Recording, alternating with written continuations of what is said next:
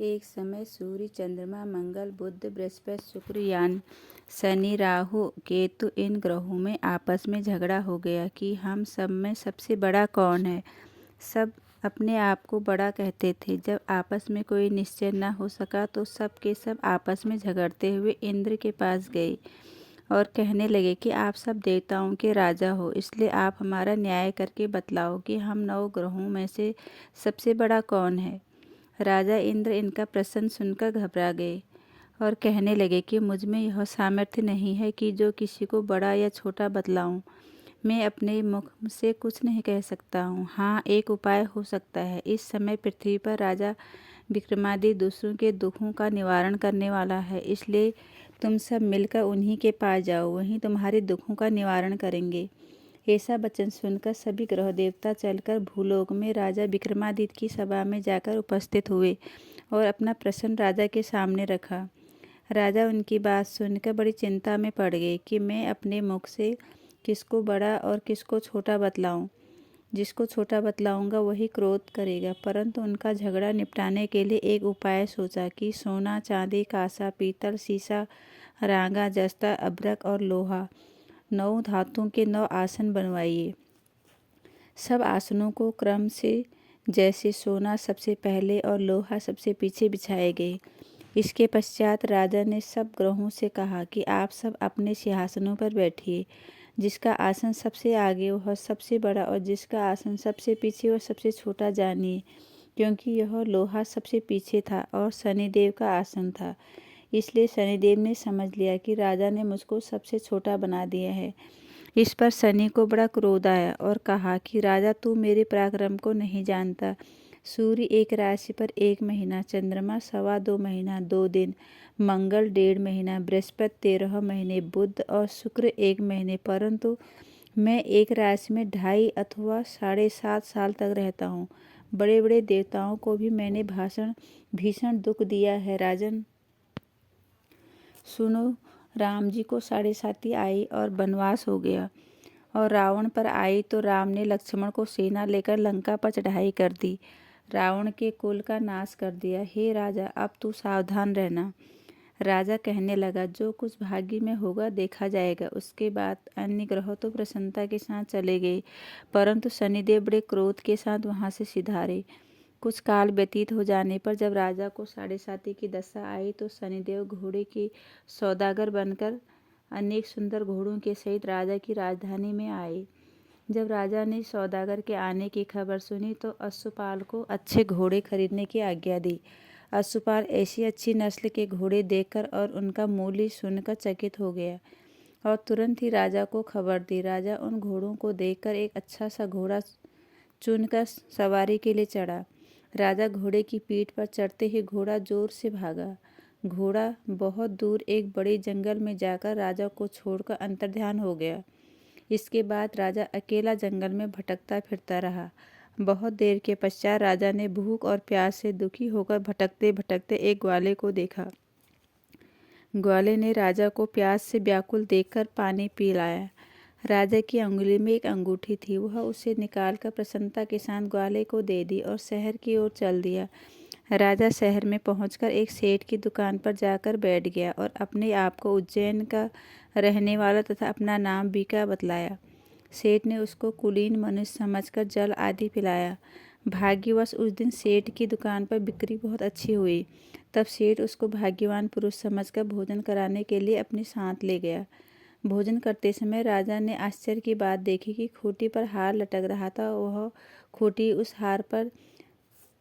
हार को निगल रही थी। भोजन के पश्चात कमरे में आने पर जब सेठ को कमरे में हार न मिला तो सबने यह निश्चय किया कि सिवाय बीका के और कोई इस कमरे में नहीं आया, अतः अवश्य ही उसी ने हार चोरी किया है। परंतु बीका ने हार लेने से मना कर दिया। इस पर 5-7 आदमी इकट्ठे होकर उसको फौजदार के पास ले आए। फौजदार ने उसको राजा के सामने उपस्थित कर दिया और कहा कि ये आदमी तो भला प्रतीत होता है, चोर मालूम नहीं होता, परंतु सेठ का कहना है कि इसके सिवाय और कोई घर में आया ही नहीं, अवश्य ही इसी ने चोरी की है। तब राजा ने आज्ञा दी कि इसके हाथ पैर काट कर चौरंगिया किया जाए। राजा की आज्ञा का तुरंत पालन किया गया और बीका के हाथ पैर काट दिए गए। इस प्रकार कुछ काल व्यतीत होने पर एक तेली उसको अपने घर ले गया और कोल्हू पर उसको बैठा दिया। बीका उस पर बैठा हुआ जवान से बैल हाँकता रहा। शनि की दशा समाप्त हो गई और एक रात को वर्षा ऋतु के समय वह मल्हार राग गाने लगा। उसका गाना सुनकर उस शहर के राजा की कन्या उस राग पर मोहित हो गई और दासी को खबर लाने को भेजा कि शहर में कौन गा रहा है।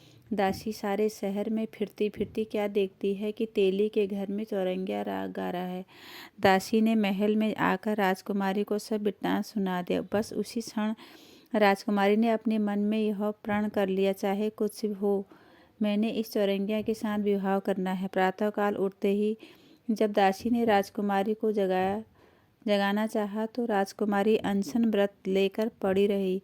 तब दासी ने रानी के पास जाकर राजकुमारी के न उठने का वृत्तांत कहा। रानी ने तुरंत ही वहां पर आकर राजकुमारी को जगाया और उसके दुख का कारण पूछा तो राजकुमारी ने कहा कि माताजी, मैंने एक प्रण कर लिया है कि तेली के घर में जो चौरंगिया है उसी के साथ विवाह करूंगी।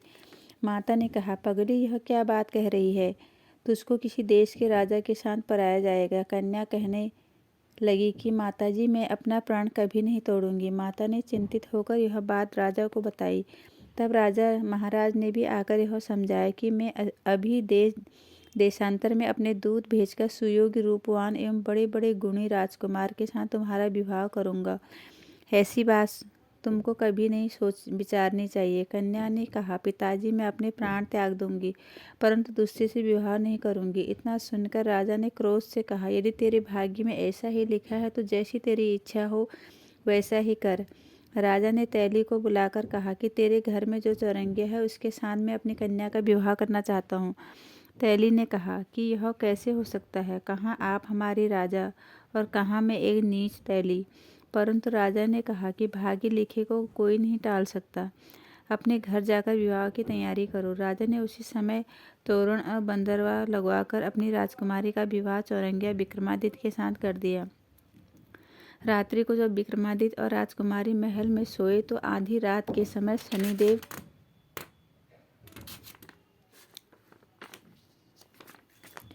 विक्रमादित्य को स्वप्न दिया कि राजा, कहो, मुझको छोटा बतलाकर तुमने कितना दुख उठाया। राजा ने क्षमा मांगी। शनिदेव ने प्रसन्न होकर विक्रमादित्य को हाथ पैर दिए। तब राजा ने कहा, महाराज, मेरी प्रार्थना स्वीकार करें कि जैसी दुख आपने मुझे दिया और ऐसा और किसी को न दें। शनिदेव ने कहा कि तुम्हारी यह प्रार्थना स्वीकार है। जो मनुष्य कथा सुनेगा या कहेगा उसको मेरी दशा में कभी किसी प्रकार का दुख नहीं होगा और जो नित्य ही मेरा ध्यान करेगा या चींटियों को आटा डालेगा उसके सब मनोरथ पूर्ण होंगे। इतना कहकर शनिदेव अपने धाम को चले गए। राजकुमारी की आंखें खुली और उसने राजा के हाथ पांव देखे तो आश्चर्य को प्राप्त हुई। उसको देखकर राजा ने अपना समस्त हाल कहा कि मैं उज्जैन का राजा विक्रमादित्य हूँ। यह बात सुनकर राजकुमारी अत्यंत प्रसन्न हुई। प्रातःकाल राजकुमारी ने उसकी सखियों ने उससे पूछा तो उसने अपने पति का समस्त वृत्तांत कह सुनाया। तब सब ने प्रसन्नता प्रकट की और कहा कि ईश्वर ने आपकी मनोकामना पूर्ण कर दी। जब उस सेठ ने यह सुना तो वह विक्रमादित्य के पास आया और राजा विक्रमादित्य के पैरों पर गिरकर क्षमा मांगने लगा कि आप पर मैंने चोरी का झूठा दोष लगाया, अतः आप मुझको जो चाहे दंड दें। राजा ने कहा, मुझ पर शनिदेव का कोप था, इसी कारण यह सब दुख मुझको प्राप्त हुआ। इसमें तुम्हारा कोई दोष नहीं। तुम अपने घर जाकर अपना कार्य करो। सेठ बोला कि मुझे तभी शांति होगी जब आप मेरे घर चलकर प्रतिभोज भोजन करोगे।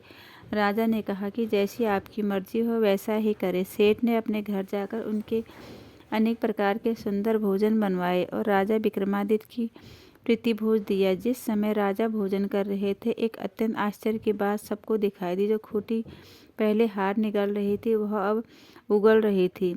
जब भोजन समाप्त हो गया तो सेठ ने हाथ जोड़कर बहुत सी मोहरें राजा को भेंट की और कहा कि मेरे श्री कंवर नामक एक कन्या है, उसका पारिग्रहण आप करें। इसके बाद सेठ ने अपनी कन्या का विवाह राजा के साथ कर दिया और बहुत सा धन, दान, दहेज आदि दिया। इस प्रकार कुछ दिनों तक वहां निवास करने के पश्चात विक्रमादित्य ने शहर के राजा से कहा कि अब मेरी उज्जैन जाने की इच्छा है। फिर कुछ दिन के बाद विदा लेकर राजकुमारी मनभावनी सेठ की कन्या श्री कंवरी तथा दोनों जगहों के दहेज में प्राप्त अनेक